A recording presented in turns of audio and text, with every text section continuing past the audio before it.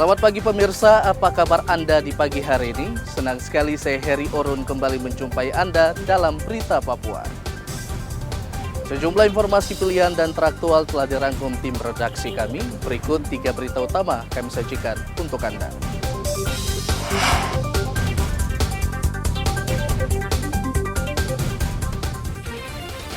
Bentrok 2 kelompok warga di Tolikara, 1 orang terluka.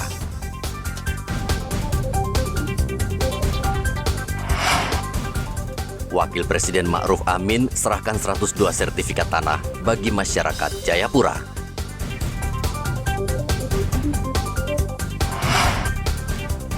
Harga beras di Merauke masih mahal.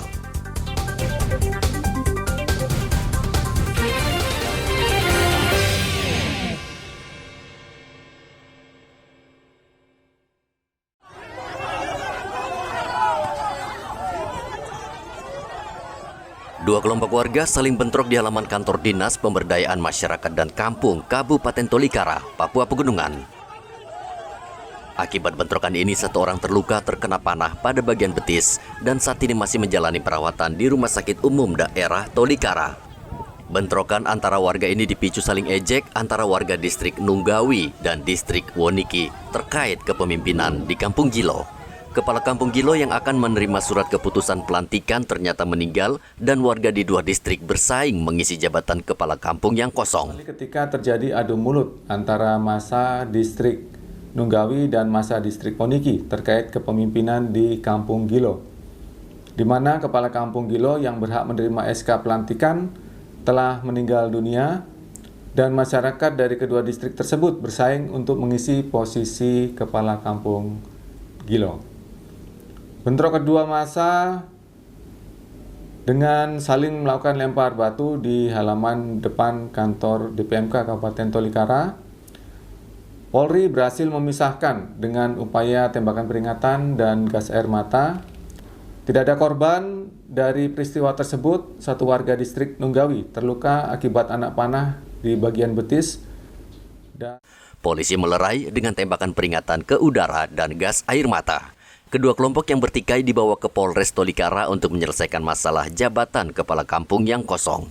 Arthur melaporkan dari Tolikara, Papua Pegunungan.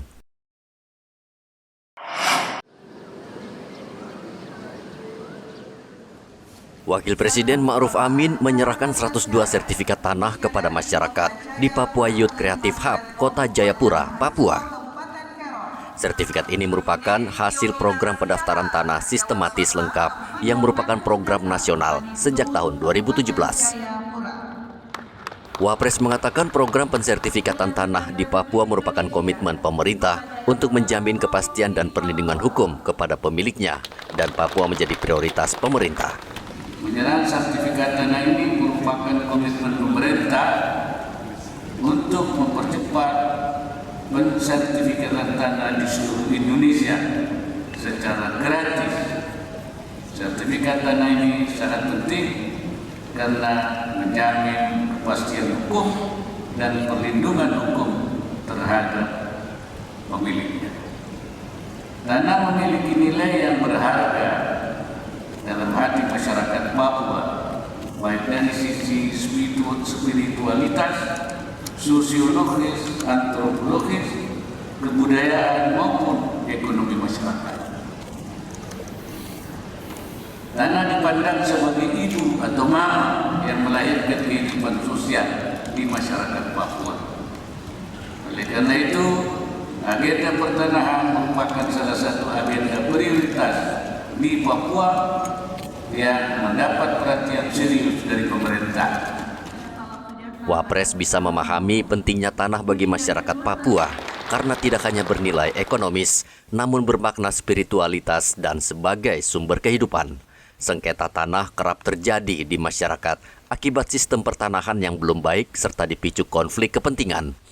Untuk itu pemerintah menargetkan 126 juta bidang tanah di Indonesia sudah harus memiliki sertifikat hingga tahun 2025.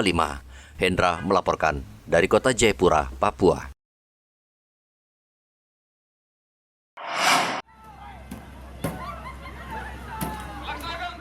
Polres Mimika menggelar simulasi untuk mengamankan pemilu yang tinggal beberapa bulan lagi. Dalam simulasi ini, polisi berusaha meredam massa yang tidak puas dengan hasil pemilu. Mereka berunjuk rasa sambil melempari polisi dengan batu. Polisi harus bertindak sesuai prosedur agar tidak jatuh korban jiwa dan luka-luka. Dengan latihan sistem pengamanan kota ini, polisi diharapkan lebih terlatih menghadapi massa saat pemilu. Untuk hari ini latihan hari pertama, nanti dilanjutkan dengan latihan hari kedua. Kami akan bergabung dengan pasukan dari Batalion B Brimob Mimika. Adapun kegiatan ini dalam rangkaian kegiatan operasi Mantap Berata Kartens 2023-2024, pemilihan presiden dan wakil presiden dan pemilihan legislatif. Kami harapkan melalui latihan-latihan ini mental dan spirit anggota sudah ada sejak sekarang, sehingga pada saat memasuki operasi nanti anggota sudah dalam keadaan siap. Simulasi menghalau massa ini berlangsung selama 3 hari karena Kabupaten Mimika merupakan salah satu daerah dianggap rawan kericuhan. Igo Batmomolin melaporkan dari Mimika, Papua Tengah.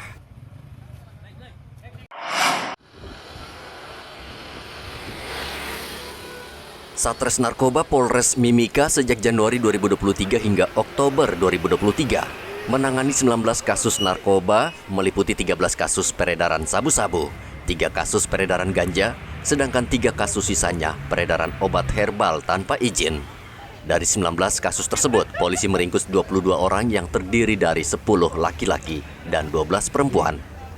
Atau istilahnya bukan dia istilahnya menarget ke si A siapa enggak lihat siapa yang berminat ya silakan. Mereka minimal di sini harganya itu yang paling rendah itu 500 per gram ya. Nah, itu sudah enggak sampai 1 gram lagi. Jadi sekarang begini, 1 gram itu biasanya mereka tuh bagi 3. Itu paket hemat itu yang paket 500. Nah, kalau yang paket yang 1G itu ya sekitar 3 jutaan sampai 2,5. Nah, itu kami menghimbau kepada masyarakat, tolong hindari yang namanya narkoba. Ya, tolong jaga keluarga kita, anak-anak kita, saudara-saudara kita dari bahaya narkoba. Berdasarkan catatan Polres Mimika, sebagian besar sabu-sabu didatangkan dari Madura, Jawa Timur.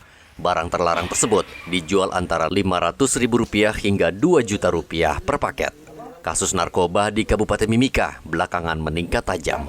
Polisi meminta warga bersama-sama membantu memberantas peredaran ganja dan sabu-sabu dengan memberikan informasi dan melaporkan ke polisi bila ada pelaku di lingkungan tempat tinggal yang mengedarkan narkoba. Igo Batmomolin melaporkan dari Mimika, Papua Tengah.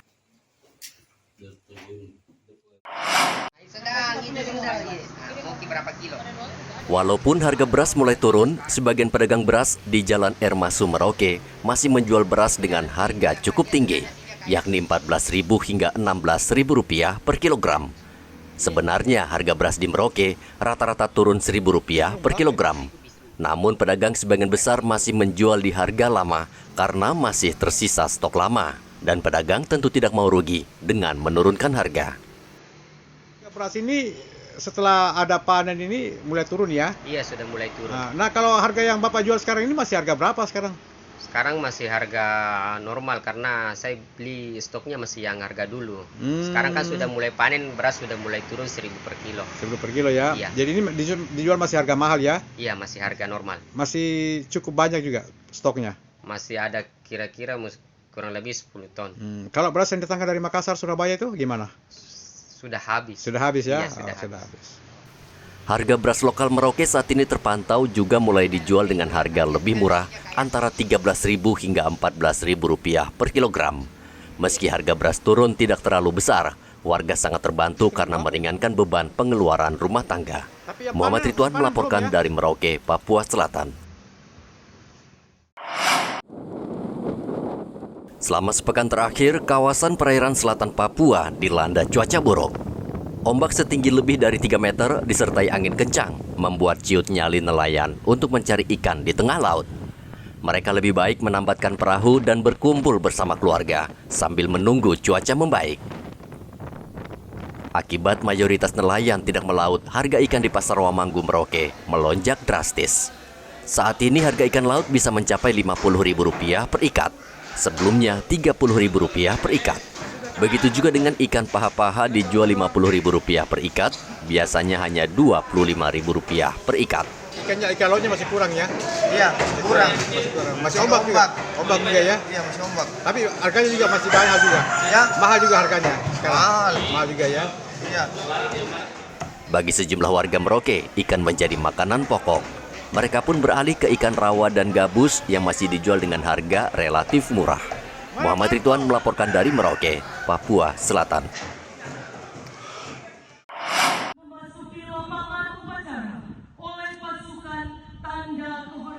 Aparatur sipil negara atau ASN harus bekerja maksimal memberikan pelayanan kepada masyarakat. Pesan itu disampaikan dalam upacara bendera merayakan ulang tahun ke-24 Provinsi Papua Barat. Upacara yang dipimpin penjabat Gubernur Papua Barat, Paulus Waterpauw, diikuti seluruh ASN dan TNI Polri. Ia meminta seluruh aparatur sipil negara bekerja maksimal dalam memberikan pelayanan kepada masyarakat. Gubernur juga mengingatkan para ASN untuk menyelesaikan masalah stunting dan kemiskinan ekstrim yang masih terjadi di Papua Barat. Angka prevalensi stunting di Papua Barat menurun hingga 15,54% pada September 2023. Capaian ini bahkan lebih baik dari target nasional yang ditetapkan oleh pemerintah pusat yakni 17% pada tahun 2023. Membaik signifikan jika dibandingkan dengan prevalensi pada tahun 2022 yang mencapai 30%. Penurunan ini terjadi melalui kegiatan pemberian makanan tambahan, vitamin dan juga pemeriksaan kesehatan bagi ibu hamil dan anak balita. Juga perbaikan infrastruktur pendukung pada pemukiman masyarakat pada semua kabupaten di Papua Barat. Warga berharap Papua Barat semakin maju, khususnya pembangunan sumber daya manusia, agar bisa bersaing dengan daerah lain. Marilah kita selalu menjaga pertama dari modal, kemudian yang kedua Kamtibmas, yang ketiga budaya. Karena di tahun 2024 akan terjadi situasi politik. Oleh sebab itu dengan mengimbau kepada masyarakat jangan terprovokasi dengan situasi. Pikir kita harus bermainkan untuk kita membangun Papua Barat ke depan lebih baik. Namanya Pak, perhatian pemerintah provinsi terhadap suku-suku di Barat ini? Ya, setahu saya cukup baik pemerintah selama Papua Barat maupun Kabupaten Manokwari sebagai tuan rumah. Dari masyarakat cukup baik, terutama kan masyarakat Papua juga cukup diperhatikan di segala hal. Kemiskinan masih menjadi persoalan yang dialami Provinsi Papua Barat. Menurut data Badan Pusat Statistik, Agustus 2023, setidaknya masih ada 10 provinsi yang tingkat kemiskinan wilayah di atas 10%. Papua Barat menduduki peringkat kedua sebagai daerah termiskin di Indonesia dengan angka kemiskinan di atas 20%. Dan peringkat pertama, Provinsi Papua dengan angka 26%. Edi melaporkan dari Manokwari, Papua Barat.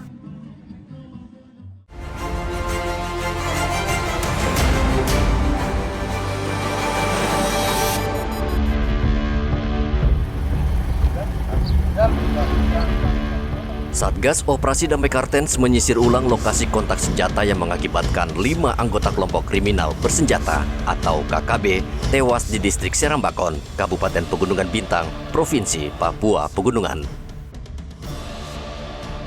Dari hasil penyisiran, disita sepucuk pistol FN beserta puluhan peluru. Penyisiran ulang ini dilakukan untuk mengantisipasi serangan balasan KKB. 30 September lalu, aparat keamanan menembak mati 5 anggota KKB di distrik Serambakon, Pegunungan Bintang.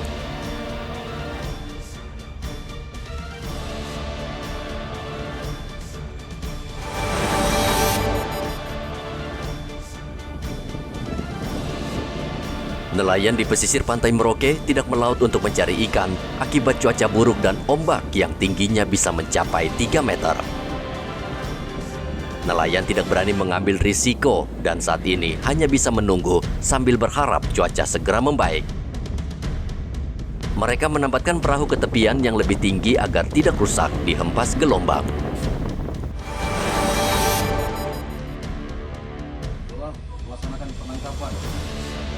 21 plastik berisikan ganja ini nyaris beredar jika tidak dicurigai prajurit TNI.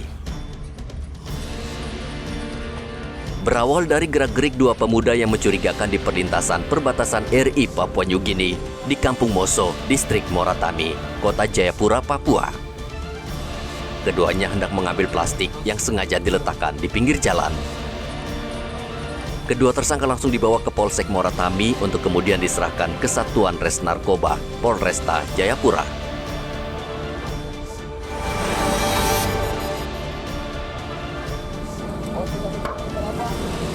Pasokan Pertalite dan Pertamax berkurang di Merauke sehingga memicu antrian panjang di sejumlah SPBU. Pemandangan seperti ini hampir setiap hari terjadi di 3 SPBU di Merauke. Ratusan sepeda motor maupun mobil antre untuk mendapatkan BBM. Ketika harga BBM non-subsidi seperti Pertamax naik, warga banyak beralih ke Pertalite, sehingga antrian kendaraan untuk membeli Pertalite semakin panjang. Namun belakangan warga mulai jenuh karena harus berjam-jam antre. Mereka pun akhirnya kembali membeli Pertamax. Walaupun mahal, antrian membeli Pertamax tidak sepanjang antrian Pertalite, sehingga mereka bisa menghemat waktu.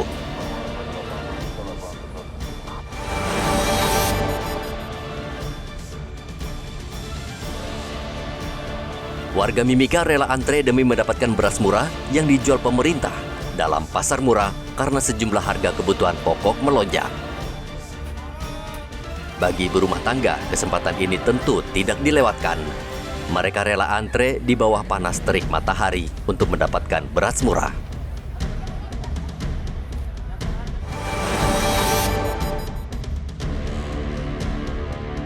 Satuan Tugas Penegakan Hukum Operasi Damai Kartens menangkap 3 pelaku pembunuhan terhadap aktivis perempuan Michelle Kurisidoga.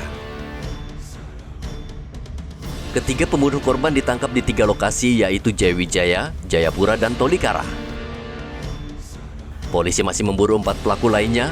Para pelaku kerap melakukan propaganda tentang Papua Merdeka dan mereka merasa terusik dengan aktivitas korban selama ini. Ketujuh pelaku secara sadis menganiaya dan menikam Michelle Kurisidoga hingga tewas pada 28 Agustus 2023 di Distrik Kolowak Atas, Kabupaten Lanijaya, Papua Pegunungan.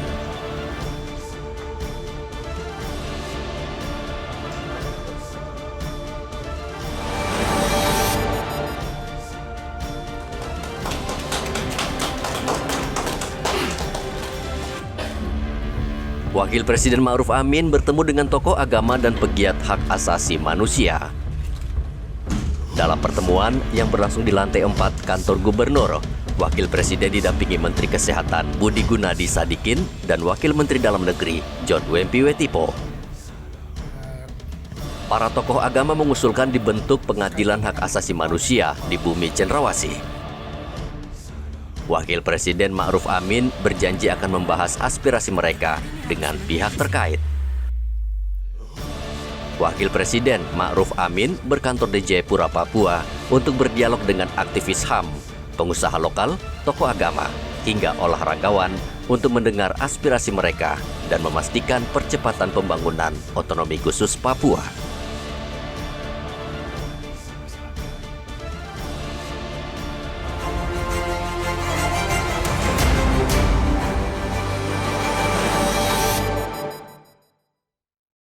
Pemirsa, informasi tadi mengakhiri jumpa kita dalam Berita Papua hari ini. Saya Heri Orun, mewakili seluruh kerabat kerja yang bertugas, mengucapkan terima kasih untuk kebersamaan Anda. Selamat pagi, selamat beraktivitas, dan Wanyambe.